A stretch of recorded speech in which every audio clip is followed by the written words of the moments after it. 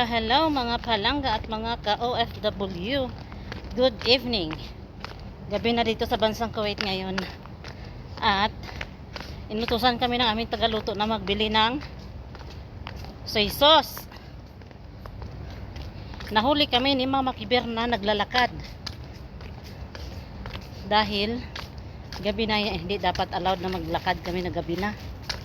Pero dahil matigas ang ulo, huli kami pero hindi kulong. Dahil ang ginamit namin papunta dito sa Hafra ay nag-shortcut kami para hindi kami makita ni Mama Kibir. Pagdating namin dito sa kanto, ang sasakyan talaga ni Mama Kibir. Ganun palang kalayo na halata. Ano? Nakita ko na yung sasakyan. Ang nagpundo sa harapan namin. Ayun tuloy. Yun ang sinasabing huli pero hindi kulong.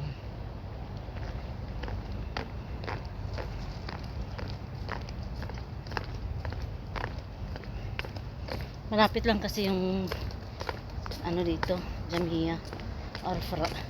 Kung mabilis kang maglakad, 10 minutes lang, okay na. 10 minutes pa punta, 10 minutes pa ano, pa uwi.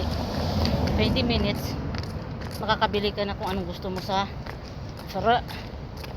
At yun na nga, dadaanan lang sana kami ni Mama Kibir, kaya lang sa side ko kailangan nating i-explain ang ating side, kaya baka sabihan tayo ng iba kung ano-ano. At isa pa, hindi ako naka-uniform dahil ito pa yung suot ko galing sa pagpunta namin sa city kanina.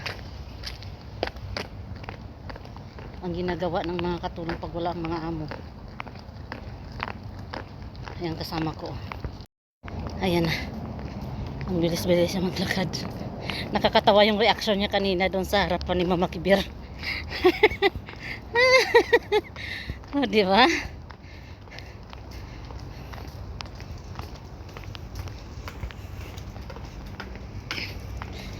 Bumili lang naman kami ng tuyo. Ayan. Ito ang problema pag malapit sa Jamia o sa Fra o sa tindahan. Kasi tumiba ka ng ano, mutot ka, no? Tingnan mo, hindi siya mapalagay sa isang lugar lang. Parang uod.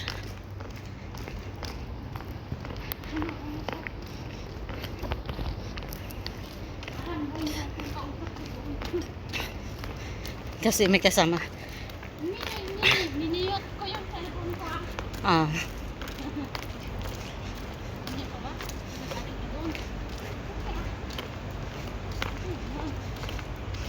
Kaya nung nakarang araw na may nagsasalita, ibang lahi, ay ibang lingwahe.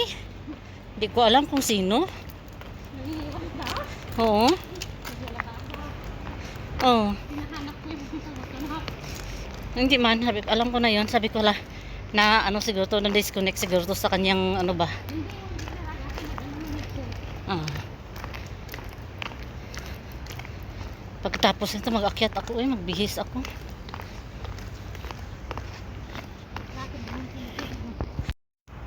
Ang bilis namin maglakad.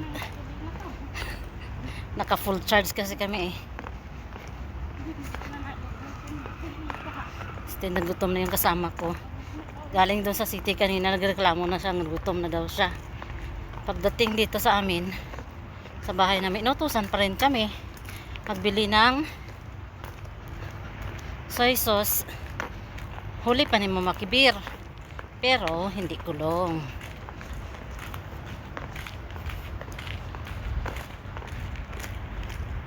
At hanggang dito na lang ang aming paglalakad sa pagbili ng soy sauce na nahuli ni Mama Kibir pero hindi kulong.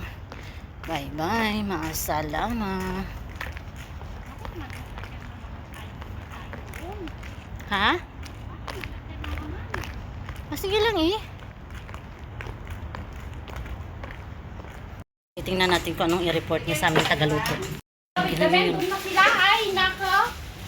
Pakinggan niya yung sumbong niya sa kasama namin na nagpunta sa amin. Tanungin mo kay Dana. Ano sabi niya, Ram? Kanina